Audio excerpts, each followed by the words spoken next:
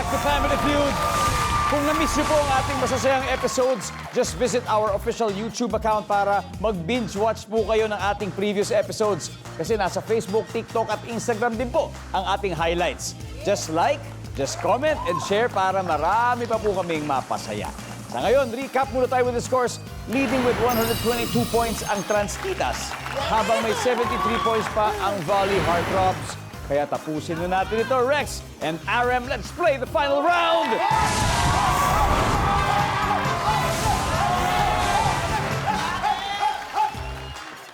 Ay, nagmano, Lola? Triple na o times 3 ang value ng bawat tamang sagot. Top 4 answers are on the board. Here's the question. Kailan ka gumagamit ng tissue? RM. Pag dumudumi. Pag dumudumi. Nandyan po ba? Pag dumudumi. Rex, pwede mo pa ako mas mataas. Kailan ka gumagamit ng tissue? Pag may sipon. Pag may sipon. Survey says... Top answer. Rex, pass or play? Play. Let's go. Let's do the final round. JV, kailan ka gumagamit ng tissue, JV? Siyempre, kapag umiiyak, Pag umiiyak. Nandyan ba ang pag umiiyak?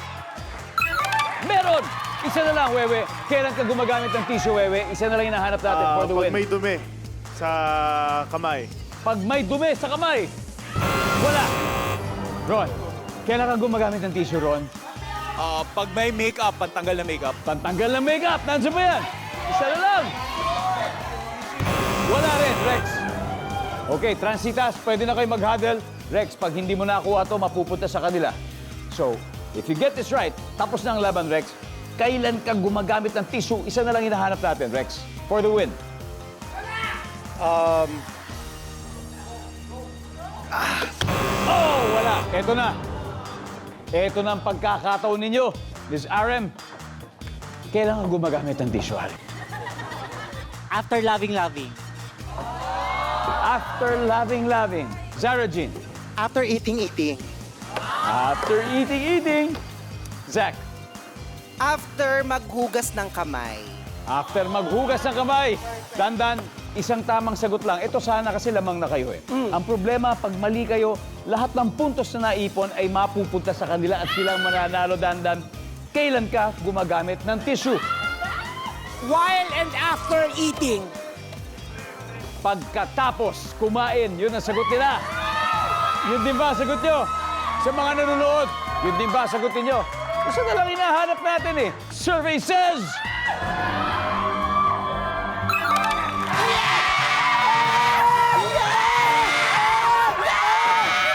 Hindi nyo, lahat na kasi isa lang. Sabi ko na yun yung pinakatama eh. So sila? Oo, sila na. Panalo sila. Ang ating final score, Transkitas 416 points, Volley Heartthrobs 73 points. JV, napakalapit na nun.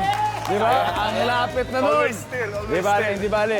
Rex, baka may pangatlong beses pa ulit. Palakpakan po natin ang Volley Heartthrobs. Meron pa rin kayong 50,000 pesos from Family Feud. At, syempre, kailangan may group hug, di ba? Oo, di ba? Group hug na, group hug. Oh, group hug. Oh, group hug muna kayo. Group hug. Oh, tara, group hug. Oh, group hug. Oh. Congratulations! Oh, meron na kayong 100,000 pesos. Teka. So, ito tanong. Sino sa inyo maglalaro sa Fast Money? I need 2 players.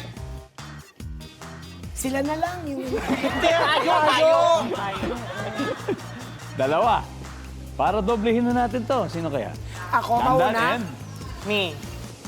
Okay, it's gonna be Dandan and RM. Miss RM. Good luck. Swertihin kaya sila sa Fast Money Round. Abangan natin sa pagbabalik ng Family Feud.